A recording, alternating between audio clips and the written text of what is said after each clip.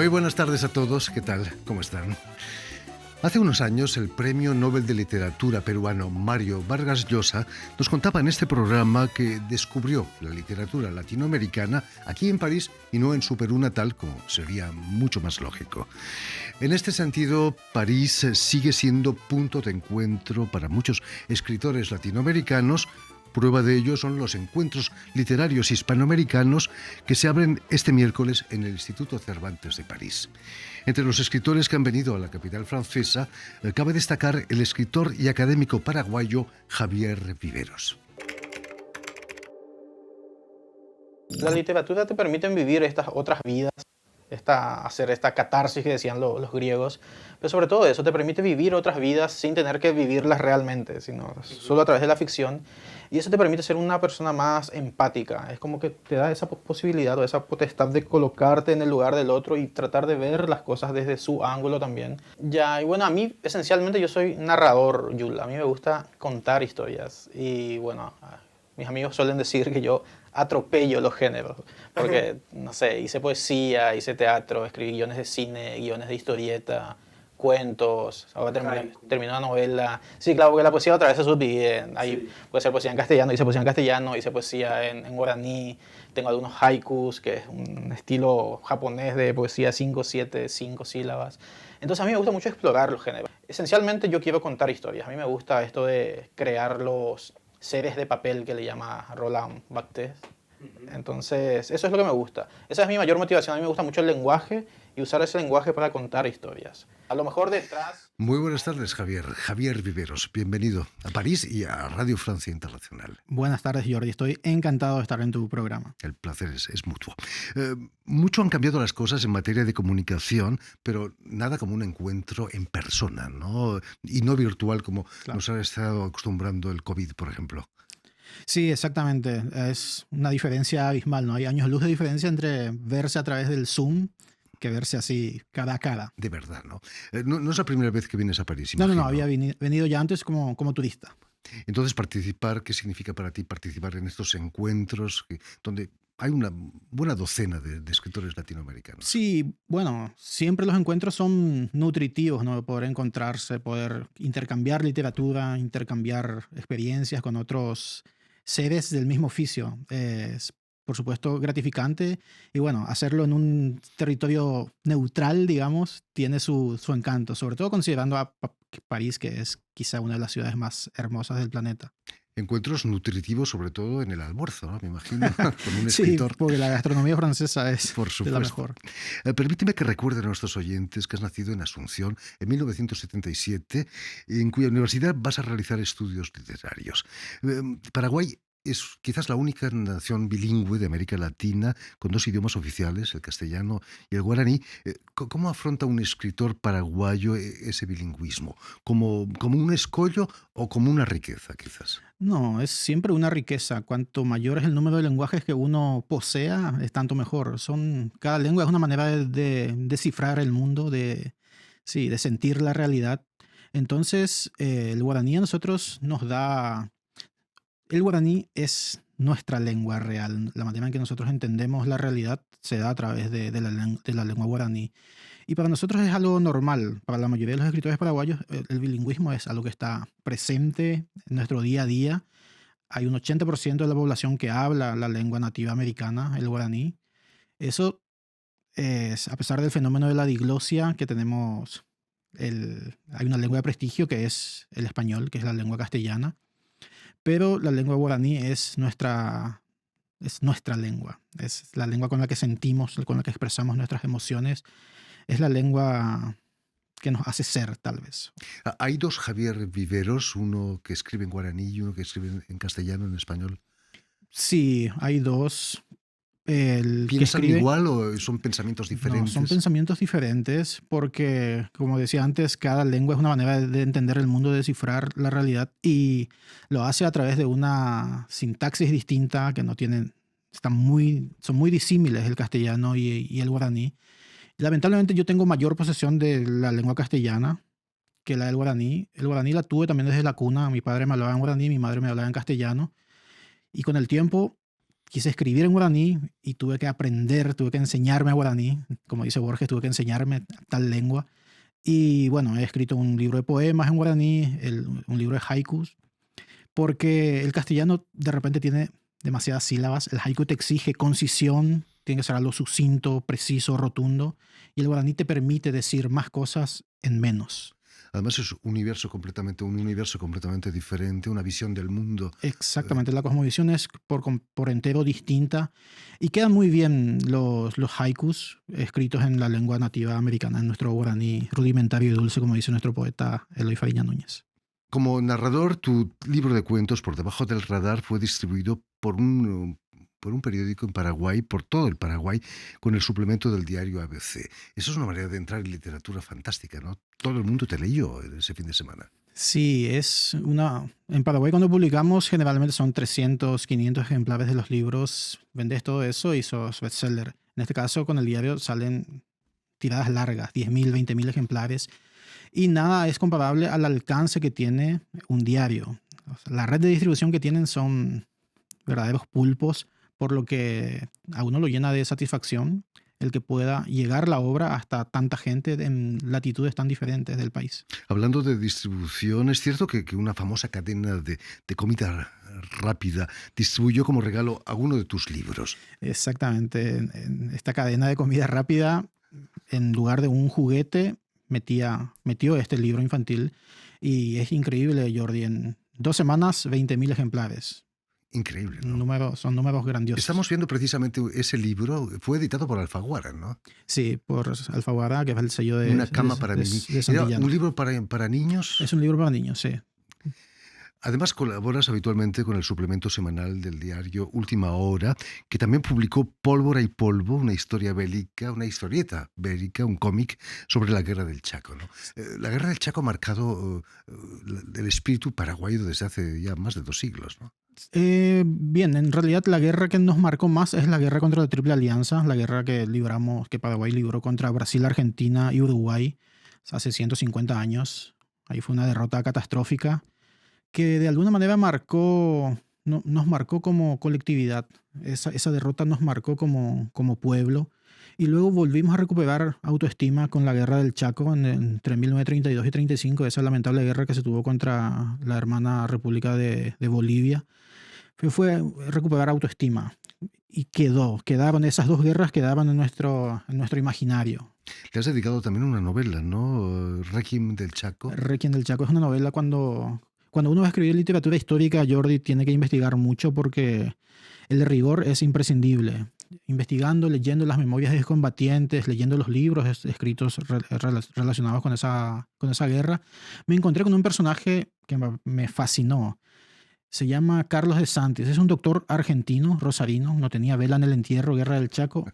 Tenía un consultorio, era cirujano, tenía la vida resuelta. Estalla la Guerra del Chaco y dice, yo me voy a Paraguay a pelear. Va a Paraguay, le dan un uniforme, capitán honoris causa de sanidad, y él dice, yo no quiero estar en un hospital de sangre, quiero estar a 100 metros de la línea de fuego para dar socorro inmediato al caído en combate. Cuando había gente que de repente se ocultaba para no ir, él venía de otro país y pedía estar a 100 metros de la línea de fuego. Estuvo unos 40 días en la guerra. Me pareció fascinante el personaje, porque aparte fue un corresponsal de guerra. A bon la lettre, como dicen por aquí. Se trajo una cámara que era muy moderna para la época y con esa cámara registró las imágenes más escalofriantes del conflicto. Está ahí el horror retratado en primer plano. Esas imágenes quedaban en un álbum, están en un museo de Rosario. Yo fui a visitar el lugar y dije, yo tengo que contar esta historia, y escribí Requiem del Chaco con la historia del doctor Carlos de Santis. Fabulando, por supuesto, construyendo mi edificio de ficción por sobre la historia real. Volviendo al cómic, la historieta puede ser una buena puerta de acceso a la literatura, y tú lo sabes bien, has creado una colección dedicada a autores paraguayos en cómic, ¿no? Sí, hemos notado, hemos descubierto con una sorpresa muy agradable, resultó una sorpresa agradable el darnos cuenta de que podíamos dialogar con estas nuevas generaciones y también con las antiguas a través de la historieta. Hemos llevado a cabo la colección llamada Literatura Paraguaya en Historietas. Tomamos un cuento paraguayo y lo llevábamos al formato de historietas. Hay 5 cuentos de Roa Bastos, hay un cuento de Gabriel Casaxia, hay un cuento en guaraní y ha tenido un éxito tremendo. El éxito ha sido tremendo porque nos explicamos a nosotros mismos que ese éxito se debe a que estas nuevas generaciones son eminentemente audiovisuales y en el cómic tenemos la imagen y tenemos poco texto y no es lo mismo leer la obra en sí que ver esa misma historia con palabras, menos palabras, más imágenes. Finalmente es una puerta de entrada a la literatura de ese mismo autor y ojalá también a la de otros autores. Javier, me contabas una bonita anécdota sobre tu hija pequeña, ¿no?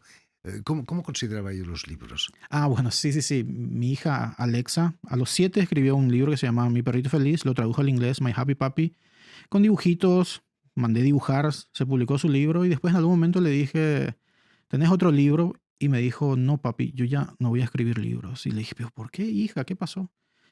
Y toma su libro y me muestra, mira, esto no se mueve, no tiene sonido. Yo voy a contar ahora mis historias con animaciones. Y hace animaciones en la tablet.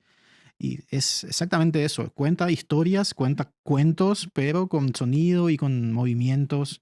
O sea, para estas nuevas generaciones, el libro quizá no es ya el vehículo ideal, tal vez. Nosotros tendríamos que ver las maneras de dialogar con estas nuevas generaciones. Difícil, muy Sí. difícil.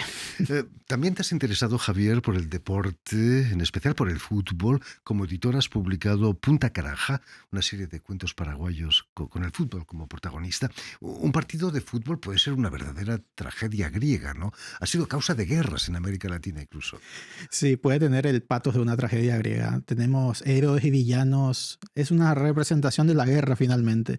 Hemos publicado Punta Carayá, se lee en guaraní. Punta Carayá es el nombre que damos al golpe de puntín, cuando con toda la fuerza del mundo impactas la pelota. Fue una colección de cuentos de fútbol que salió allá por el 2010, 11, ya no recuerdo bien. Tuvo muchísimo éxito. Fue imitación de este libro de cuentos que sacó Jorge Valdano. Jorge Valdano, que había Gran publicado... futbolista e intelectual también. Sí. Él publicó este libro donde convocó a grandes escritores latinoamericanos, Roa Bastos entre ellos. Escribió Roa su único cuento de fútbol que se llama El Crack para integrar esa colección. Muy, muy bonito libro.